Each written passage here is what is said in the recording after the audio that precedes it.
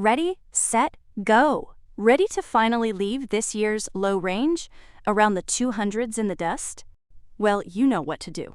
Keep rising and shining, holding over 210, and producing those lovely green candles like the past 2 days, with volume at or above 2.5 million.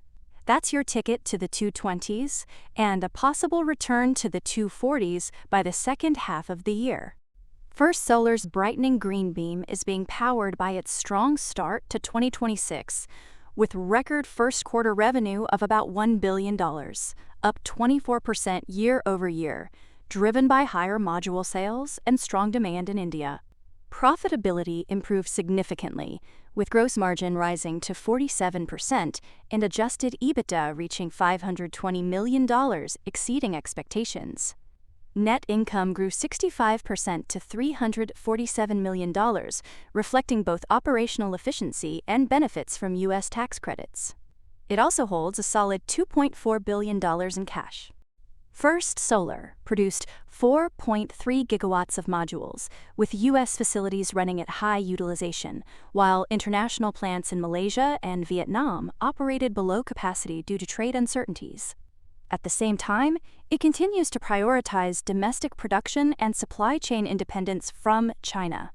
Its backlog remains strong at 47.9 gigawatts, valued at $14.4 billion. In the long run, the rollout of its new CuRe technology is expected to improve energy output, while a perovskite pilot line is planned for 2027. However, lingering clouds still bring overcast days with evolving tariff policies, regulatory uncertainty, and intellectual property disputes. So management remains cautious on new U.S. bookings until policy clarity improves, but expects stronger performance in the second half of 2026.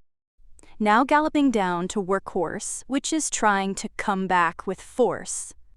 If price can't close over 340 in the next few days, it could see a temporary decrease in volatility and return to a neutral to bearish posture in the run-up to Thursday, May 14th, after the market closes, when it will release its quarterly results, which, if received well, can be the spark that gets the ball rolling through the $4 threshold.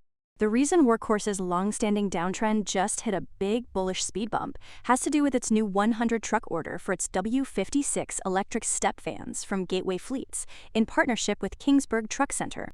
Gateway will deploy the vehicles across its growing network of electrified depots, offering fleets a bundled solution that includes trucks, charging infrastructure, and support services through flexible leasing. This model helps operators avoid high upfront costs while benefiting from lower fuel and maintenance expenses, with reported fuel savings of up to 65%.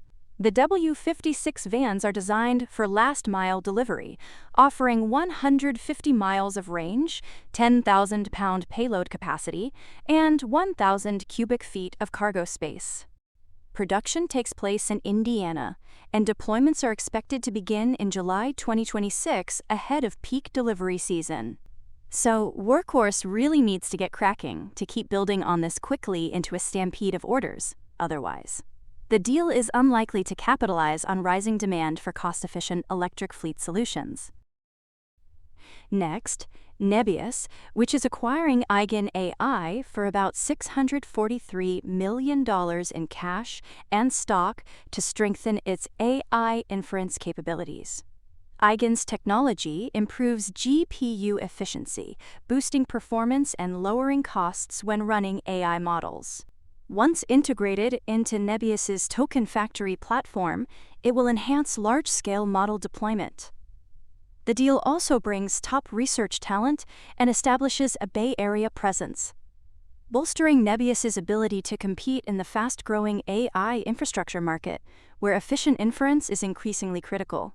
As a result, price is taking a bullish to neutral stance near previous highs, ahead of quarterly results that are coming out on May 13th, before market open. If the market reacts well to that, pressing this year's uptrend higher becomes a distinct possibility, avoiding further retracements down to the longer-term support range starting around the 120s and the shallower incline from the earlier reversal. In such a move, price will at least need to keep contact near 170. Then get a few green days with volume closer to 30 million to more decisively establish into the next extension ranges on the current steep incline. Rolling over to Roblox, falling through the 50s, and looking past Q1 2026 revenue up 39% to $1.4 billion, and bookings rising 43% to $1.7 billion, alongside solid cash flow growth and increased paying users. Largely because attention gathered around daily active user growth, slowing, and new safety measures like age verification that reduced engagement and signups, leading to lowered full-year guidance. So even if the current dead cat bounce gains extra energy from peeling off the low 40s and the 1.618 extension level, firm footing in the 50s and flying past the influence of the established downtrend pose boss-level resistance that would at least need several green days closing above 50 with volume over 10 million at a minimum. Whereas a neutral to even bullish posture can simply give selling a rest before continuing lower if Roblox's reputation can't be revived to restart a turnaround in user metrics. The kind of turnaround that Reddit seems to be pulling off, since its quarterly earnings mostly got upvotes by significantly exceeding expectations.